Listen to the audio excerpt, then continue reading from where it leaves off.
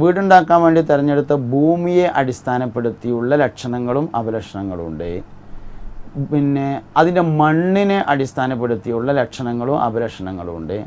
അതിൽ നമ്മൾ പ്ലാൻ തയ്യാറാക്കുമ്പോഴുള്ള അളവിനെ അടിസ്ഥാനപ്പെടുത്തിയുള്ള ലക്ഷണങ്ങളും അപലക്ഷണങ്ങളും ഉണ്ട്. ഒന്നാമത്തത് പറഞ്ഞാൽ ഭൂമിയെ അടിസ്ഥാനപ്പെടുത്തിയാവുമ്പോൾ ഇപ്പോൾ 3 അല്ലെങ്കിൽ 5, 6 ഇങ്ങനെയൊക്കെയുള്ള കോണുകൾ വരുന്ന ഭൂമി അപലക്ഷണമുള്ള ഭൂമിയാണ്. കോണ് എന്ന് ഉദ്ദേശിച്ചത് അത് ഭൂമി ഇങ്ങനെ നോക്കുമ്പോൾ ഒരു 5-6 മൂലയുള്ള സൈസ് ഭൂമിയാണ് കിടക്കുന്നത്. അതിൻ്റെ സ്കെച്ച് എടുത്ത് നോക്കുമ്പോൾ അങ്ങനെയാണ്. എന്നാൽ 3, 5, 6 എന്നീ കോണുകൾ വരുന്നത് ഒരു അപലക്ഷണമുള്ള ഭൂമിയുടെ അടയാളമാണ്. രണ്ടാമത്തത് അർദ്ധചന്ദ്രാകൃതിയിലുള്ള ഭൂമികൾ.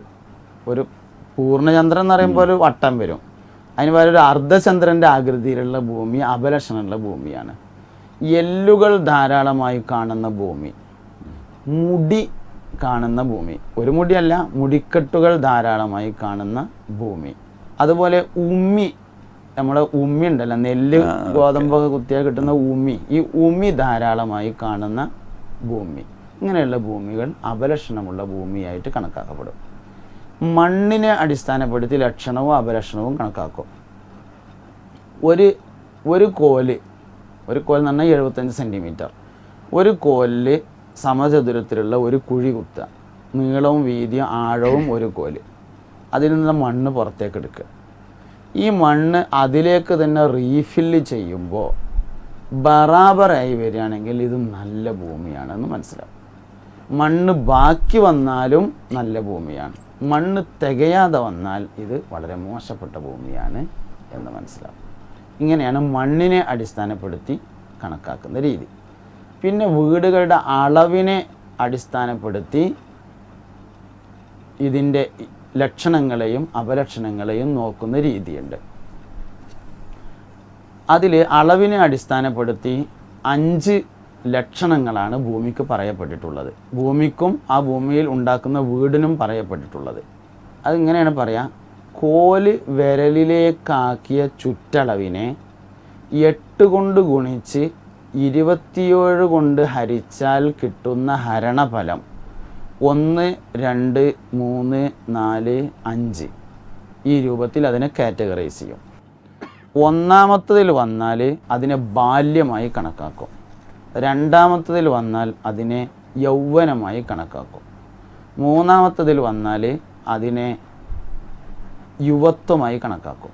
നാലാമത്തതിൽ വന്നാൽ അതിനെ വാർദ്ധക്യമായി കണക്കാക്കും. 5ാം കാറ്റഗറിയിൽ വന്നാൽ അതിനെ മരണലക്ഷണമായി കണക്കാക്കും. ഇതിൽ 5ാമത്തത് തീർത്തും അപലക്ഷണമാണ്. ബാക്കിയുള്ളതെല്ലാം പരിഗണിക്കാവുന്നതാണ്. 4ാമത്തത് ഒഴിവാക്കി ആദ്യത്തെ 3 പരിഗണിക്കുന്നതിന് എന്തായാലും വിരോധമില്ല. ചോദ്യത്തിൽ പറഞ്ഞ ആയം വ്യയം എന്ന് പറയുന്നത് വരവ് ചെലവുകളെ കണക്കാക്കലാണ്. വീടിനെ പൊതുവെ പുരുഷനായിട്ടാണ് കണക്കാക്കപ്പെടുന്നത്, വീട് ആണായിട്ടാണ് കണക്കാക്കപ്പെടുന്നത്. അങ്ങനെയാകുമ്പോൾ വീടിൻ്റെ വരവെത്ര ചെലവെത്ര എന്ന് കണക്കാക്കുന്ന ഒരു രീതിയുണ്ട്. മൊത്തം ചുറ്റളവിനെ കോൽ വിരലിലേക്ക് മാറ്റിയ ചുറ്റളവ് എന്നാണ് പറയുക. അതായത് 72 സെൻറ്റിമീറ്ററാണ് ഒരു കോല് എന്ന് പറയുന്നത്, 3 സെൻറ്റിമീറ്ററാണ് ഒരു വിരൽ എന്ന് പറയുന്നത്, 24 വിരലാണ് ഒരു കോല്. അതായത് 24, 48, 72. ഒരു വിരൽ എന്ന് പറഞ്ഞാൽ 3 സെൻറ്റിമീറ്ററാണ്. 72 സെൻറ്റിമീറ്ററിൻ്റെയാണ് ഒരു കോല് എന്ന് പറയുന്നത്. അപ്പോൾ കോല് വിരലിലേക്ക് മാറ്റിയ ചുറ്റളവിനെ 8 കൊണ്ട് ഗുണിച്ച് 12 കൊണ്ട് ഹരിച്ചാൽ ശിഷ്ടം വരുന്നതാണ് ആയം, അതായത് വരവ്. ഇതിങ്ങനെ പറയുമ്പോൾ ഒരു കൺഫ്യൂഷൻ ഉണ്ടാവും. ഇപ്പം നമുക്ക് മീറ്റർ കണക്കിനാണ് സാധനം കിട്ടുക. മീറ്ററിൽ കിട്ടിയാൽ അതിനെ സെൻറ്റിമീറ്ററിലേക്ക് മാറ്റിയാൽ മതി. സെൻറ്റിമീറ്ററിലേക്ക് മാറ്റാൻ 2 0 ഇട്ട് കൊടുത്താൽ സെൻറ്റിമീറ്ററിലേക്ക് മാറും. സെൻറ്റിമീറ്ററിലേക്ക് മാറിയ ചുറ്റളവിനെ ഇനി നമുക്ക് വിരലിലേക്ക് മാറ്റണമെങ്കിൽ അതിനെ കോല് വിരലിലേക്ക് മാറ്റാമെന്നാണ് പറഞ്ഞത്. അപ്പോൾ അങ്ങനെ വേണമെങ്കിൽ അതിന് നമുക്ക് 1 സെൻറ്റിമീറ്റർ 3 സെൻറ്റിമീറ്ററിനെയാണ് ഒരു വിരൽ എന്ന് പറയുന്നത്. അപ്പോൾ മൊത്തം സെൻറ്റിമീറ്ററിലേക്ക് മാറ്റിയതിന് ശേഷം 3 കൊണ്ട് ഹരിച്ചാൽ വിരൽ എത്രയെന്ന് കിട്ടും. എഴുതി വെക്കപ്പെട്ട രേഖ അങ്ങനെ ആയതുകൊണ്ട് അങ്ങനെ പറയുന്നതെന്നുള്ളൂ. വിരലിലേക്ക് മാറ്റുക. അപ്പോൾ അതായത് 3 കൊണ്ട് മൊത്തം സംഖ്യയെ ഗുണിക്കുക, എന്നാൽ ഒരു വിരൽ കിട്ടി. ഈ വിരൽ കിട്ടിയിട്ട് ഇതിൻ്റെ ഹരണഫലം അല്ല ശിഷ്ടം വരുന്നത് എത്രയാണ് എന്നാണ് നോക്കേണ്ടത്. ശിഷ്ടം വരുന്നത് എത്രയാണോ അത് ഇതിൻ്റെ വരവാണ്. ഈ വീടിനെ ഒരു മനുഷ്യനായി ഒരു പുരുഷനായി കണ്ടാൽ വരവാണ്. ഇനി അതിൻ്റെ വ്യയം എന്ന് പറഞ്ഞാൽ ചെലവാണ്. ചെലവ് കണക്കാക്കുന്ന രീതി ഇതേപോലെ കോലിനെ വിരലിലേക്ക് മാറ്റിയ ചുറ്റളവിനെ 3 കൊണ്ട് ഗുണിച്ച് 14 കൊണ്ട് ഹരിച്ചാൽ ശിഷ്ടം എത്രയാണോ കിട്ടുന്നത് അതിനെയാണ് ചെലവ് എന്ന് പറയുന്നത്. സിസ്റ്റം വന്നിട്ടില്ലെങ്കിൽ ഹരണഫലത്തെ സിസ്റ്റമായി കണക്കാക്കും. അതൊരു പൊതുവായ രീതിയാണ്. എവിടെ ഹരിച്ചാലും ശിഷ്ടമില്ലെങ്കിൽ ഹരിക്കാൻ ഉപയോഗിച്ച സംഖ്യ എത്രയാണോ ആ സംഖ്യയാണ് ശിഷ്ടമായി കണക്കാക്കുന്നത്. അപ്പോൾ ഇങ്ങനെ നമ്മൾ കണക്ക് കൂട്ടിയിട്ട് ചെലവിനേക്കാൾ വരവ് മുൻതൂക്കമുണ്ടെങ്കിൽ ആ വീട്ടിൽ താമസിക്കാം. ഇല്ലെങ്കിൽ നഷ്ടങ്ങൾ എന്ന് പറയുന്നത് 2 നഷ്ടമാണ്. നബി സല്ലല്ലാഹു അലൈഹി വസല്ലം തങ്ങളുടെ അടുക്കൽ ഒരു പ്രാവശ്യം ഒരു സ്വഹാബി വര്യൻ വന്നിട്ട് പറഞ്ഞു, നബിയെ, ഞങ്ങൾ ആദ്യം താമസിച്ചിരുന്ന വീട്ടിൽ ധാരാളം മക്കളും ധാരാളം സമ്പത്തും ഉണ്ടായിരുന്നു. ഇപ്പോൾ ഞങ്ങളൊരു പുതിയ വീട്ടിലേക്ക് മാറി. അപ്പോൾ ഞങ്ങൾക്ക് സാമ്പത്തികമായ നഷ്ടവും മക്കൾ കുറവും സംഭവിച്ചിട്ടുണ്ട് എന്ന് പറഞ്ഞു. അപ്പോൾ നബി സല്ലല്ലാഹു അലൈഹി വസല്ലം പറഞ്ഞു, ആ വീട് നിങ്ങൾ മാറി വിറ്റൊഴിവാക്കി നിങ്ങൾ വേറൊരു വീട്ടിലേക്ക് മാറണം എന്ന് പറഞ്ഞു. അപ്പോൾ ഇതിന് നമുക്കൊരു കാര്യം കിട്ടും. നഷ്ടം എന്ന് പറഞ്ഞത് 2 എണ്ണമാണ്. ഒന്ന് സാമ്പത്തിക നഷ്ടം, രണ്ടാമത്തത് സന്താന നഷ്ടം. അതായത് ഒന്ന് ധനം ചുരുങ്ങുക, 2 ആൾ ചുരുക്കം. ധനച്ചുരുക്കം, ആൾ ചുരുക്കം. ധനവർദ്ധനവ്, ആൾ വർദ്ധനവ്. അപ്പോൾ ആയം കൂടുതലും വ്യയം കുറവുമാണെങ്കിൽ ആ വീട്ടിൽ ധനവർദ്ധനവും ആൾ വർദ്ധനവും ഉണ്ടാവും.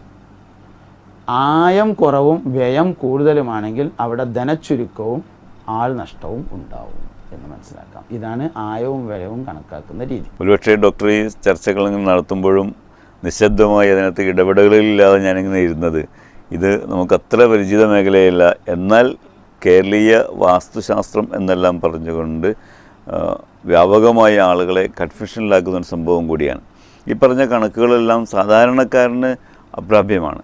കേട്ടിട്ടുണ്ടാകാം, കന്നിമൂല വന്നാൽ തെറ്റായി, അല്ലെങ്കിൽ 2 കോല് കൂടുതലായാൽ തെറ്റായി, അങ്ങനെയെല്ലാം പറഞ്ഞ് കേട്ടിട്ടുണ്ട്. പക്ഷെ അതിൻ്റെ ശാസ്ത്രീയമായി അതല്ലെങ്കിൽ അതിൻ്റെ കണക്കുകൾ ഇപ്പോൾ താങ്കൾ സൂചിപ്പിച്ചതുപോലെ പ്രേക്ഷകർക്കും ആകെ കൺഫ്യൂഷനാകുന്ന രീതിയാണ്. ഇതെല്ലാം അതിനെ പ്രാക്ടിക്കലായി അതിൻ്റെ നിരന്തരമായ പരിശീലനത്തിലൂടെ നേടിയെടുക്കുകയും മനസ്സിലാക്കുകയും ചെയ്യുന്നൊരു കണക്കാണ്. പക്ഷേ ഇത്തരം കണക്കുകൾ നമ്മളിവിടെ ഈ കേരളത്തിൽ ഇങ്ങനെയൊക്കെ പറയുമ്പോഴും നേരത്തെ പറഞ്ഞാൽ വേണമെങ്കിൽ ഒഴിവാക്കാവുന്ന മുടി കൂടുതലുള്ള സ്ഥലം മോശമാണ്, ഉമി കൂടുതലുള്ള സ്ഥലം മോശമാണ് എങ്കിൽ ആ ഉമിയും മുടിയുമൊക്കെ അങ്ങ് ഒഴിവാക്കിയാൽ അത് നന്നാവില്ലേ? അങ്ങനെ ഒരു ചോദ്യം നമുക്ക് ഉന്നയിക്കാവുന്നതല്ലേ? തീർച്ചയായും. പിന്നെ എല്ല്, ഇപ്പോൾ ഉദാഹരണം എല്ല് എടുക്കുക. എല്ല് നെഗറ്റീവ് ഊർജ്ജം ഉണ്ടാക്കും. ഫോസ്ഫറസിൻ്റെ സാന്നിധ്യം കൂടുതലുണ്ടാവും. അതെ, അതുകൊണ്ട് നെഗറ്റീവ് ഊർജ്ജം ഉണ്ടാവും എന്നുള്ളതാണ് അതിൻ്റെ കാരണം. ആ എല്ല് വേരോട് അടിയിൽ നിന്ന് മാന്തിയെടുത്ത് കളഞ്ഞാൽ ഒരു പ്രശ്നമില്ല. ഈ മുടി ഉണ്ടാകുക എന്നത്, കൂടുതൽ മുടി ഉണ്ടാകുക എന്ന് പറഞ്ഞാൽ ഒരുപക്ഷെ അവിടെ മുമ്പ് ആളുകൾ മറവ് ചെയ്യപ്പെട്ടിട്ടുണ്ടോ എന്ന് തോന്നിപ്പിക്കുന്നതാണ് അതാണ് അതിൻ്റെ കാരണം.